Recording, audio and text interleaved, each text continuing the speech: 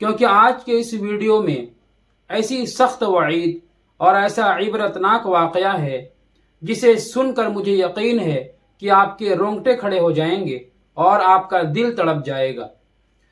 ایک مرتبہ حضرت علی رضی اللہ عنہ اور حضرت فاطمہ رضی اللہ عنہ یہ دونوں حضرات حضور صلی اللہ علیہ وسلم کے پاس تشریف لائے۔ حضرت علی رضی اللہ عنہ فرماتے ہیں، جس وقت ہم حضور کے پاس آئے تو ہم نے دیکھا کہ حضور صلی اللہ علیہ وسلم رو رہے ہیں اور آپ کی آنکھوں سے آنسو بہ رہے ہیں۔ میں نے حضور صلی اللہ علیہ وسلم سے پوچھا کہ اے اللہ کے نبی، آخر آپ کیوں رو رہے ہیں؟ تو حضور صلی اللہ علیہ وسلم نے ارشاد فرمایا کہ اے علی، میں نے معراج میں عورتوں کو الگ الگ طریقے سے عذاب ہوتے دیکھا ہے۔ مجھے عورتوں کا وہ عذاب یاد آ گیا اور میں رونے لگا، کیونکہ وہ عذاب اتنا سخت اور اتنا شدید ہے کہ میں اس کو برداشت نہیں کر سکا۔ اور حضور تو ویسے بھی رحمت للعالمین تھے، جو کبھی بھی کسی کی تکلیف کو برداشت نہیں کر سکتے تھے۔ جب انہوں نے معراج میں عورتوں کے اتنے خطرناک عذاب کو دیکھا ہوگا تو کیسے برداشت کیا ہوگا۔ اس کے بعد خود ہی حضور صلی اللہ علیہ وسلم نے وضاحت کیا، ایکسپلین کیا کہ میں تم کو بتاتا ہوں کہ وہ عورتیں کون کون سی تھیں، یعنی جہنم میں عورتوں کو جو الگ الگ طریقے سے عذاب ہو رہا تھا وہ کن گناہوں کی وجہ سے ہو رہا تھا۔ حضور صلی اللہ علیہ وسلم نے نمبر وار گنانا شروع کیا۔ حضور صلی اللہ علیہ وسلم نے ارشاد فرمایا کہ میں نے ایک عورت کو دیکھا کہ وہ عورت بالوں کے ذریعے جہنم میں لٹکی ہوئی ہے اور اس کا سر ہنڈیا کی طرح پک رہا ہے، یعنی جس طرح ہنڈیا آگ میں کھولنے لگتی ہے ٹھیک اسی طرح اس عورت کا سر اور دماغ گرمی سے کھول رہا ہے۔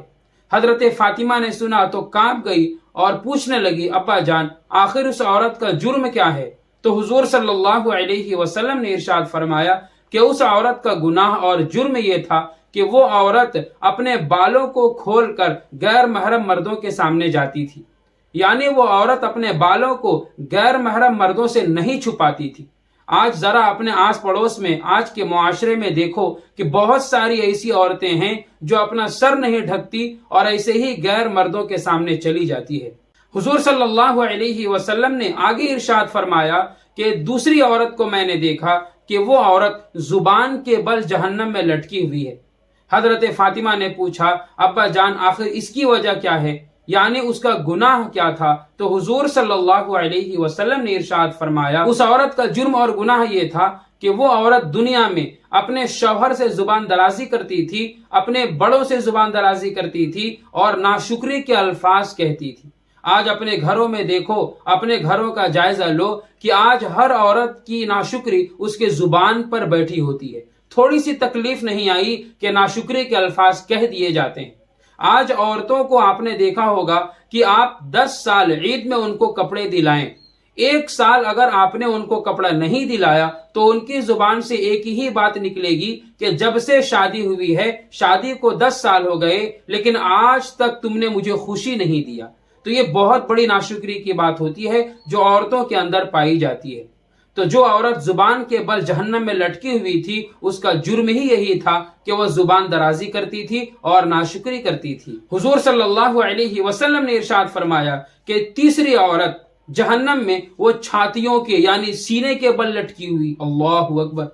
حضرت فاطمہ رونے لگی، ابا جان، آخر اس کا جرم اور اس کا گناہ کیا تھا؟ تو حضور نے ارشاد فرمایا کہ جو عورت اپنے چھاتی، اپنے سینے کے بل جہنم میں لٹکی ہوئی تھی، اس کا جرم یہ تھا کہ وہ عورت شادی شدہ ہونے کے باوجود غیر مردوں سے ناجائز تعلقات رکھتی تھی۔ آج کے زمانے میں تو یہ ماڈرن ہے، یہ فیشن ہے، اس کو تو برا بھی نہیں سمجھا جاتا۔ آج بڑی بڑی سٹیوں میں اور ادر کنٹریز میں آپ جا کر دیکھو کہ یہ بہت سارے گھروں کی بات ہو گئی ہے۔ ایسی عورتوں کو اس حدیث کو سن کر عبرت لینا چاہیے اور ڈرنا چاہیے۔ چوتھی عورت کے بارے میں حضور نے ارشاد فرمایا کہ میں نے چوتھی عورت کو دیکھا کہ اس کے دونوں پیر سینے سے بندھے ہوئے ہیں اور اس کے دونوں ہاتھ سر سے بندھے ہوئے ہیں، اور اس عورت کا جرم یہ تھا کہ وہ عورت دنیا میں اپنے حیض سے یعنی پیریڈ، ماہواری سے پاکی حاصل کرنے میں سستی کرتی تھی۔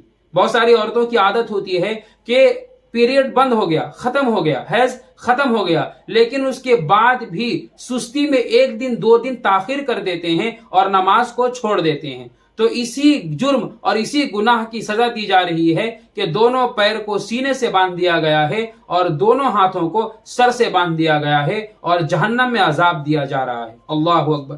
یہ چوتھی عورت تھی۔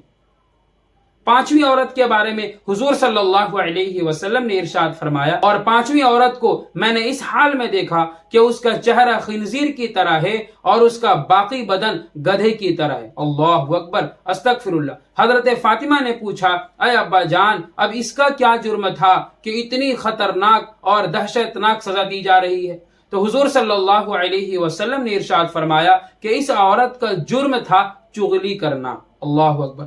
آج کے ماحول میں چغلی بالکل عام ہو چکا ہے۔ چغلی کوئی عادت نہیں بلکہ عورتوں کی فطرت بن چکی ہے۔ میرے ماؤں اور بہنوں، ڈرنے کی ضرورت ہے کہ جس چغلی کو ہم لوگ گناہ نہیں سمجھتے، اس چغلی کی سزا اتنی خطرناک ہے کہ چہرہ اور جسم کو بھی بگاڑ دیا گیا ہے اور جہنم میں عذاب دیا جا رہا ہے۔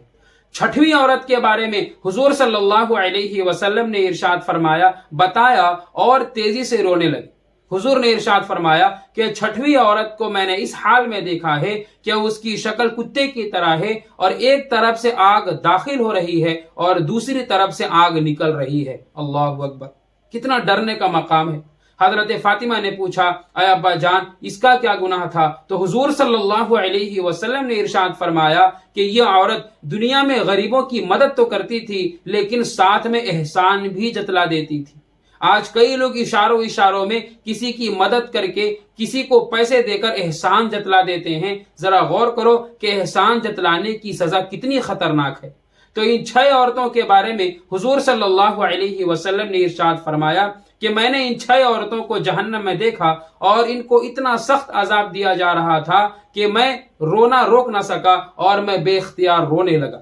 تو اس ویڈیو سے ہر عورت کے لیے ایک عبرت اور سبق ہے کہ ان 6 گناہوں سے توبہ کریں اور ان کو چھوٹا گناہ نہ سمجھیں بلکہ یہ بہت بڑا گناہ ہے، کیونکہ ان کی سزا بہت خطرناک ہے۔